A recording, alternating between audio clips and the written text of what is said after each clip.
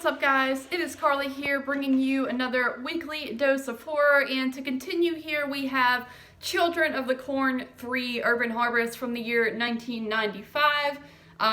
Yes, this is the third movie, of course, in the Children of the Corn franchise, and in this one you are essentially following these two brothers named Eli and Joshua. They have become orphaned in, Gatlin, Nebraska by their father, and this couple in Chicago adopts them and, takes them in and all that, and sort of just a very opposite of what they're used to type of area of Chicago. So the boys don't really fit in. They kind of have like this Amish look to them, to their style and all that, and of course Eli is really big on prayer, and the boys just don't really fit in too well with the other kids at the school that they are enrolled in. As time goes on, Joshua kind of is trying to fit in with these other kids. He's pretty normal. He's the, older brother, and he's trying to make friends and kind of get involved with different things. And Eli, on the other hand, does not approve of it.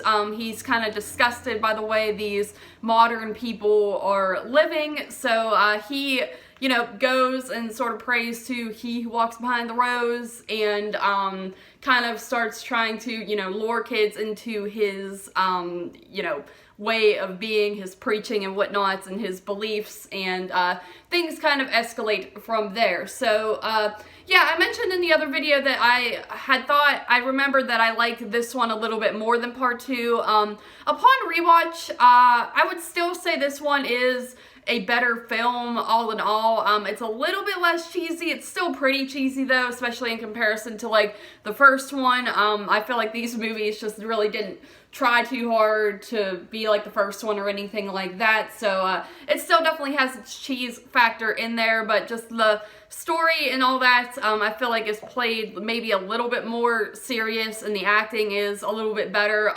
The character of Eli, I think that's kind of like the biggest flaw of the movie. He's not very menacing or anything like that.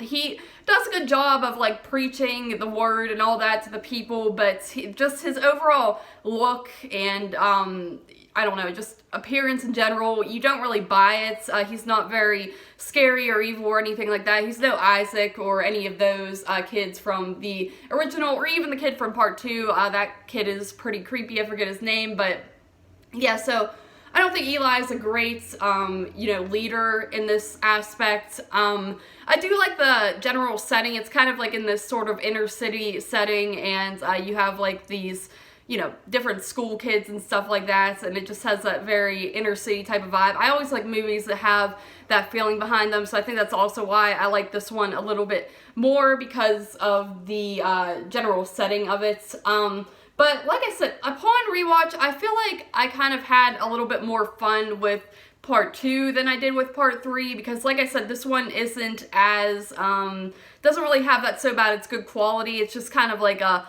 blah third movie that's not really that great, but it's not horrible either.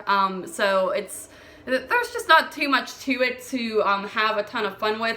I was interested in it, kind of like with the second one. I was like multitasking and wrapping some Christmas gifts while watching it, so it was interesting enough to keep me intrigued while also doing something else, which I usually struggle with. So I do give the movie that.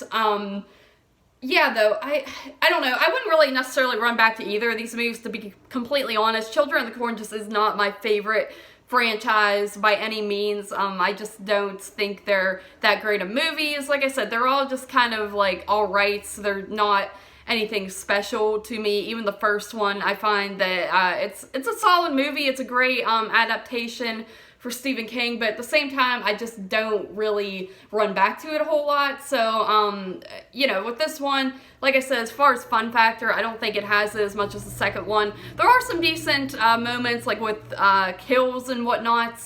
There's one, I think the mom's, well, I guess I'm spoiling that, but the mom's death in the movie is pretty cool. There's just kind of this effect to it that's with blood that's pretty gruesome, and I enjoyed that. There's also another gross moments involving like this dinner scene that I actually remember seeing when I was a kid. I'd never seen the movie before, but the scene happened to be on TV once, and it really, really grossed me out, and I quickly changed the channel, and I never knew what the movie was until, you know, recent years when I went back and rewatched the movie. So I thought that was kind of interesting, and it still does hold up and gross me out, even though the effects might not be the best. It's still just kind of a disgusting scene, so I give the movie that as well. Overall, not the best movie in the world, but not horrible either. I think it's probably one of the, I would say, better of the sequels in Children of the Corn. As I said before, I never really watched some of the later ones as of now because I hear they're god-awful, and also I just haven't really had interest in going on with the franchise too much, but I've heard people say this is probably one of the better ones, and you know, if you do like the movies, I guess I would recommend it, but I would give it a 7 out of 10. Like I said, nothing too special, but it's definitely an above average movie, so 7 out of 10 for Children of the Corn 3. Thank you guys once again for joining me for this weekly dose of horror, and as always, I'll see you next week.